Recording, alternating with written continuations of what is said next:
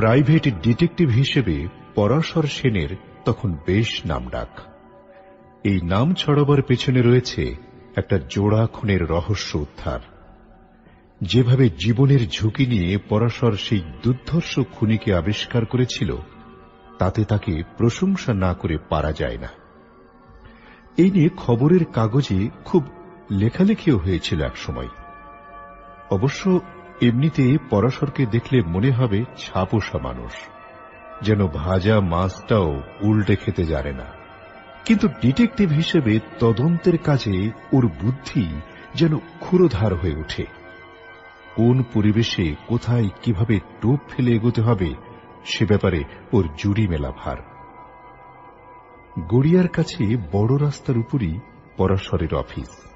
Office মানে ছোট্ট একটা ঘর, বেশ সাজানো গোছানো। সেখানে হারু নামে একটা ছোকরা সারাদিন ঘর খুলে বসে কাটায়। প্রয়োজনে অপ্রয়োজনে ফাইফরমাস খাটে, চা ফা এনে দেয়। অফিসে কে এলো না এলো তা নোট করে রাখে। এছাড়া কখনো বা ব্যাংকে যাওয়া, পোস্ট অফিসে যাওয়া, কাউকে কোনো চিঠি দিয়ে আসা, এসব কাজই হারুকে করতে হয়। পরাশরকে গোয়েন্দাগিরির কাজে সারাক্ষণই ঘোরাঘুরি করতে হয়। যথাবিহিত সেদিনও ছুটোছুটির কাজ সেরে সন্ধ্যা নাগাদ পরাশর অফিস ঘরে এসে ঢুকল। ঢুকেই দেখল হারু একটা টুলের ওপর বসে ঝুমোচ্ছে।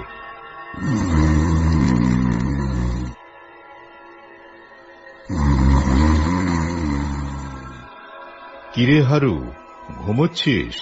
কেমন যেন চমক ভেঙে লাফিয়ে ওঠে হারু। বোকার মতো একটু হাসে। আসলে স্যার সারাদিন একা একা বসে ঘুম পেয়ে গিয়েছিল। তা অবশ্য ঠিক, তোকেও আর দোষ দিয়ে লাভ নেই। সারাদিন ওরকম বসে থাকলে ঘুম পাওয়ারই কথা। ঠিক আছে, একটা কাজ কর দেখি, খাতাটা দে। কে কে এসেছিল একবার দেখে নি। আজ্ঞে স্যার, আজ কেউ আসেনি, একটা মাছিও না। সে কি রে, কেউ না? হারু আবার বোকার মতো তাকায়, মাথা চুলকোয়। ঠিক আছে, তাহলে একটু চাই নিয়ে আয়। চাটা খাইয়ে তুই বাড়িও চলে যেতে পারিস। মিছিমিছি বসে থেকে আর কি করবি? হারু চায়ের কেটলিটা হাতে নিল, তারপর ছুটে গিয়ে চা নিয়ে এসে পরাশরকে একটা কাপে ঢেলে দিল। নিজেও একটু নিল।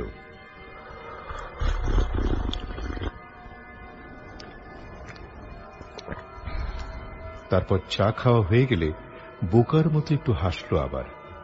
কি হলো, হাসছিস যে? বললাম তো তুই যেতে পারিস, আমি বরং আরেকটু বসেই যাই। চাবিটা এখানে রেখে যা। হারু তাই করে, চাবিটা রেখে চলে গেল। পরাশর ঘড়ি দেখল, সবে 7টা, তার মানে এখনো সন্ধ্যায় বলা যেতে পারে। চেয়ারে হেলান দিয়ে পা দুটো সামনের দিকে টেনে লম্বা করে ছড়িয়ে বসে রইল খানিকক্ষণ।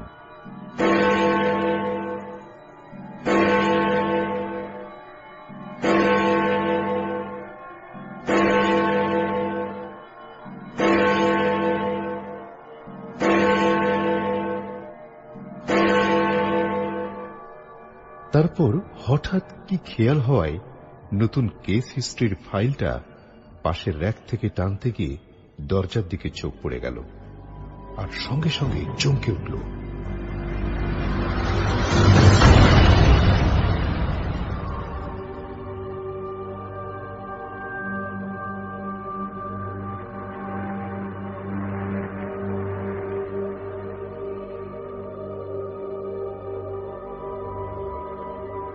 পর্দার ওপাশে কেউ একজন যেন দাঁড়িয়ে। কে? টান টান হয়ে বসে জিজ্ঞেস করে পরাশর। বাইরে থেকে কেমন একটা মিনমিনে গলা। ভেতরে আসতে পারি স্যার? আসুন। ওখানে দাঁড়িয়ে কি করছেন? একটু কথা ছিল স্যার। পর্দা সরিয়ে লোকটা দরজার সামনে এসে দাঁড়ায়, কেমন যেন ইতস্তত ভাব। লোকটার আপদমস্তক একবার ভালো করে দেখে নিল পরাশর। বছর 50 বয়স, পরনে ময়লা ধুতি, গায়ে কলার ছেঁড়া শার্ট, পায়ে ছেঁড়া ফাটা চপ্পল। কিন্তু এসব যেমন তেমন, লোকটার কপালের পাশে একটা টিউমার, ছোটখাটো একটা আপেল যেন ওখানে বসিয়ে রাখা হয়েছে, আর চোখ দুটো কেমন যেন নিয়ন। কি ব্যাপার, বসুন না, দাঁড়িয়ে রইলেন কেন? বসবার জন্য একটা চেয়ার দেখিয়ে দেয় পরাশর। লোকটা এগিয়ে এসে চেয়ারে বসে। কি কথা বলুন এবার। আগন্তুক ঘরের চারপাশে একবার চোখ বুলিয়ে নিল, তারপর পরাশরের দিকে সরাসরি তাকিয়ে বলল, একটা খুনের ঘটনা স্যার। খুনের ঘটনা মানে? পরাশর কেমন সোজা হয়ে বসে। কোথায় খুন? কে খুন করলো? খুন করে বডিটাকে লুকিয়ে রাখা হয়েছে স্যার। পরাশর কেমন বোকার মতো তাকায়, তারপর নোট করার জন্য ডায়েরি বুকটা টেনে নেয়। একটু খুলে বলুন দেখি, কোথায় খুন, কাকে? কেমন যেন উত্তেজনা বোধ করতে থাকে পরাশর, অথচ লোকটা নির্বিকার। শীতলভাবেই বলল, আপনি যদি বডিটা দেখতে চান স্যার, দেখাতে পারি, তবে খুনি কিন্তু বাড়ি ছেড়ে পালিয়ে যাওয়ার চেষ্টা করছে। তাই স্যার, এ সময়ে আপনাকে খবরটা দিতে এলাম। পরাশর লোকটাকে আবার খুঁটিয়ে খুঁটিয়ে দেখল। লোকটার মাথায় কোনো গোলমাল নেই তো? কিন্তু না, তাও তো মনে হয় না। বলল, আচ্ছা দাঁড়ান, চা খাবেন? না স্যার, আমি চা খাই না। তাছাড়া স্যার, এদিকে যদি দেরি করেন, লোকটা কিন্তু পালিয়ে যাবে। আজ রাতে ট্রেনে ও বোম্বাই পালাবে বলে ঠিক করেছে। টিকিটও কাটা হয়ে গেছে। পরাশর বলল, কিন্তু ব্যাপারটা একটু খুলে বলবেন তো, ঘটনাটা কোথায় ঘটেছে, কে সে, ঠিকানা বলুন। বেশি দূরে নয় স্যার, এই গড়িয়াতে খালের ধারে একটা বহুকালের পুরনো বাড়িতে। ঠিকানা বলল লোকটা। পরশর চটপটটা লিখে নিল। বেশ, এবার বলুন, কে খুন হয়েছে, আর কেই বা খুন করেছে, কি নাম তার? যে খুন করেছে স্যার, তার নাম শ্রী দাস, মানে চণ্ডীদাস। মহা ফেরেববাজ লোক, ডেঞ্জারাস। বটে, কাকে খুন করেছে? আজ্ঞে স্যার, ওরই এক পার্টনার অম্বিকা রায়কে। টাকা পয়সা নিয়ে দুজনের মধ্যে অনেক দিন ধরে ঝগড়া চলছিল। আজই স্যার সকালে নিজের বাড়িতে অম্বিকাকে ডেকে নেয় এবং মৌকা বুঝে খুন করে স্যার। আজ সকালে? কিভাবে খুন করলো? বাড়িটা স্যার এমনিতেই নির্জন, চণ্ডী ছাড়া আর কোন লোকও থাকে না ওখানে। দুজনে ঘরের ভিতর বসে কথা বলছিল। হঠাৎ সুযোগ বুঝে চণ্ডী একটা চপার দিয়ে ওর মাথায় একটা কোপ মারে, আর তাতেই স্যার। লোকটা কি যেন একটা উত্তর দিতে যাচ্ছিল, আর ঠিক তখনই কেলেঙ্কারি। টুক করে আলো নিভে গেল। পরশর জানালা দিয়ে বাইরে তাকিয়ে বুঝল লোডশেডিং। লোকটা বলল, আমি তাহলে যাই স্যার, খুনের খবরটা আপনাকে দেওয়াই আমার উদ্দেশ্য ছিল। এবার আপনি যা ভালো বুঝবেন করবেন। বলতে বলতে লোকটা উঠে দাঁড়িয়েছে, টের পেল পরাশর। সে কি মশাই, কোথায় যাচ্ছেন? কথাই তো হলো না। তাছাড়া স্পটটা দেখাবেন তো আমাকে। সেখানে আমার যাওয়াটা ঠিক হবে না স্যার, আপনি একাই চলে যান। এখনই গেলে চণ্ডীবাবুকে পেয়ে যাবেন, ওকে জিজ্ঞেস করলে সব জানতে পারবেন। টুক করে ঘরের পর্দা সরিয়ে বেরিয়ে গেল আগন্তুক। পরশর কেমন বোকার মতো তাকিয়ে রইল, তারপর উঠে দাঁড়াল। ঘরের ভিতর এভাবে এখন বসে থাকারও মানে হয় না। একটু কি ভেবে জানালা বন্ধ করে দিল, তারপর বেরিয়ে এলো ঘরের বাইরে। চারপাশে তাকালো, না, লোকটা উধাও। অদ্ভুত ব্যাপার, পাগল না তো? হঠাৎ করে এসে একটা মার্ডারের কথা শুনিয়ে গেল, অথচ চোখে মুখে ওর বিন্দুমাত্র উত্তেজনা নেই। নাকি আমাকে খানিকটা হ্যারাস করার জন্য এই ব্যাপারটা করে গেল, কে জানে। আবার ভাবল, না, একেবারে উড়িয়ে দেয়া যায় না। রাত তো এখন সবে 7:30, দেখাই যাক না চণ্ডীবাবু নামে কাউকে পাওয়া যায় কিনা।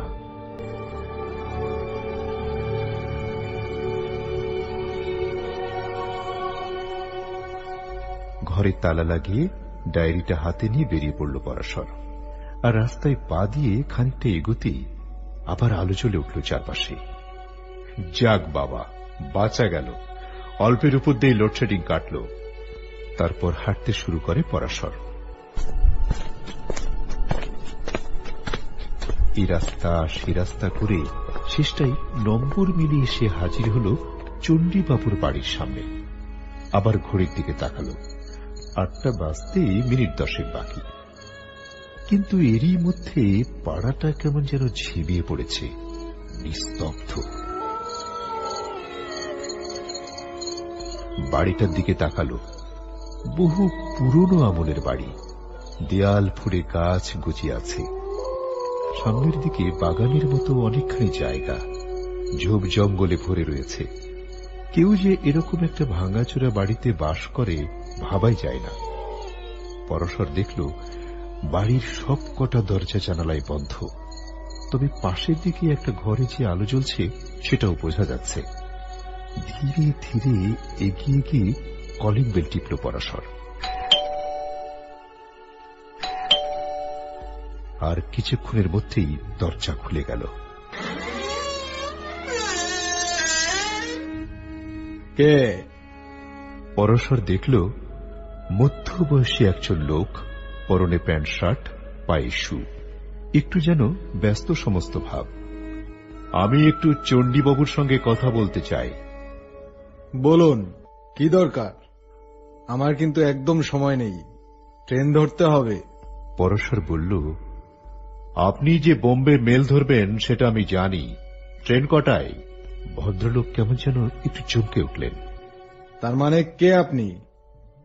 আপনি কি করে জানলেন আমি বোম্বাই যাচ্ছি? পরশর মাথা ঠান্ডা রাখে। না, দেখুন, বোম্বেতে আপনি কদিন থাকবেন, কোথায় উঠবেন, এসবও আমার জানা দরকার। চণ্ডীবাবুর চোখ মুখের চেহারায় যেন পাল্টে গেছে। এক পলক ভ্রু বাঁকা করে পরশরের দিকে তাকালেন। এসব আপনি জিজ্ঞেস করার কে? কে আপনি? এরকম পরিস্থিতিতে কিভাবে কথা বলতে হয় পরশরের জানা।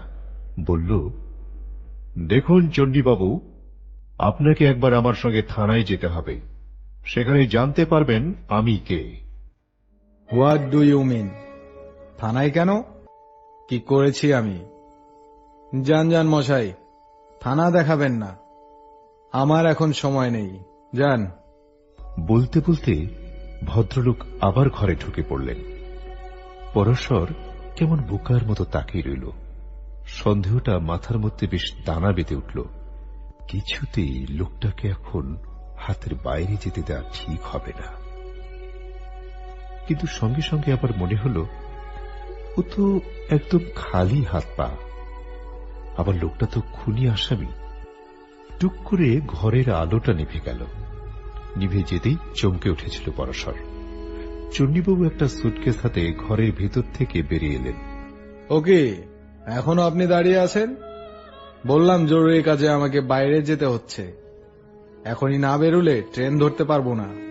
বলতে বলতেই ভদ্রলোক ঘরে তালা লাগিয়ে সুটকেস হাতে সদরের দিকে এগিয়ে গেলেন।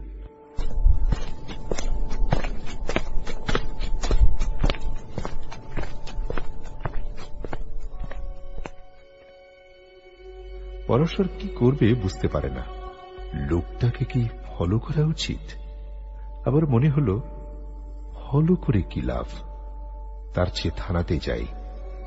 থানাকেই ব্যাপারটা আগে জানানো দরকার। হঠাৎ পেছন থেকে কার একটা গলার আওয়াজ। স্পটটা একটু দেখে যাবেন না স্যার? কে? পরশর চমকে উঠে পিছনে তাকিয়ে দেখে, আরে এ তো সেই লোকটাই। খানিকক্ষণ আগে ওর চেম্বারে গিয়ে খুনের খবরটা ওকে দিয়ে এসেছিল। আপনি? হ্যাঁ স্যার, আমি। চণ্ডী তো আপনাকে পাত্তাই দিল না দেখলাম। ও তো একটা ট্যাক্সি চেপে শটান হাওড়ার দিকে চলে গেল। আপনি কোথায় ছিলেন এতক্ষণ? আসুন না, জায়গাটা আপনাকে দেখিয়ে দিই। খুন করে কোথায় মাটি চাপা দিয়েছে দেখে যান। লোকটার সেই মিয়ন চোখ। বাড়ির পেছন দিকে এগিয়ে যেতে থাকে লোকটা। পরাশরও ওর পিছু নেয়। এককালে এদিকেও বাগান ছিল বোঝা যায়, এখন বাগানের বদলে জংলা গাছে ঠাসা। বাউন্ডারি ওয়ালটা এদিকটা বেশ উঁচু। এই বাউন্ডারি ওয়ালের ওপাশেই স্যার খাল। তাই বুঝি? ওই কোণের দিকে দেখুন স্যার। লোকটা আঙ্গুল তুলে দেখায়। পরশর দেখে দেয়ালের একপাশে ময়লা জঞ্জালের স্তূপ, তারই উপর একটা ভাঙাচোরা ড্রাম বসানো। ওই যে স্যার ময়লা ফেলার ড্রামটা দেখা যাচ্ছে, ওটা একটু সরালেই দেখা যাবে গর্ত খোঁড়া হয়েছিল স্যার। বডিটাকে একটা বস্তায় ভরে ওখানে পুঁতে রাখা হয়েছে। পরশর এগিয়ে গেল ড্রামটার কাছে। ড্রামটা সরাবার জন্য হাত বাড়াতেই লোকটা হা হা করে উঠল। না স্যার, হাত দেবেন না, আগে পুলিশকে আসতে দিন। পুলিশের সামনেই বডিটা বার করা ভালো। পরশর হাত সরিয়ে নিয়ে পিছিয়ে এলো। পুলিশকে তাহলে এখনই খবরটা দিতে হয়। পুলিশ তো এখনই এসে পড়বে স্যার। ওই তো জিপের শব্দ পাওয়া যাচ্ছে।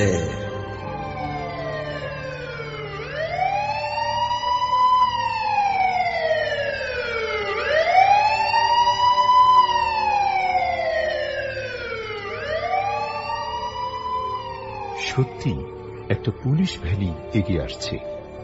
আশ্চর্য, পুলিশও জেনে গেছে তাহলে।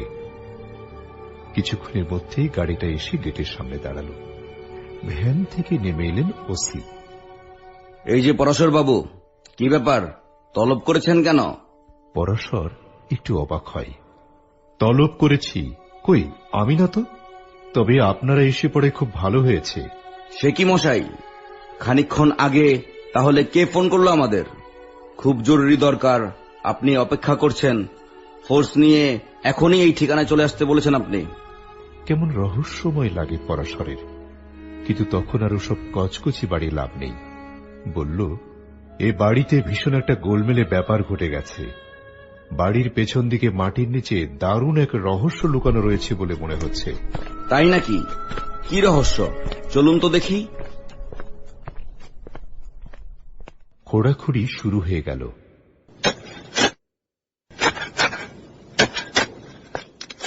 ড্রামটা সরিয়ে খানিকটা মাটি খুঁড়তেই বেরিয়ে পড়ল বস্তাবন্দি একটা মৃতদেহ।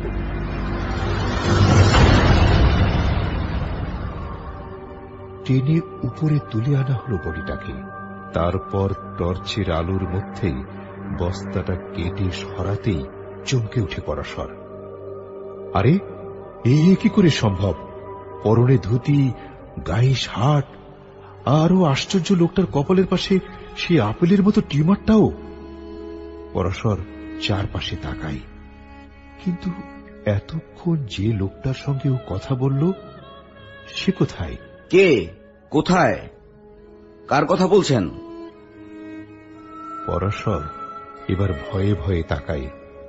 জানেন ওসি, অবিকল এরকম চেহারারই একটা লোক আমার চেম্বারে খুনের ঘটনার খবরটা দিতে গিয়েছিল।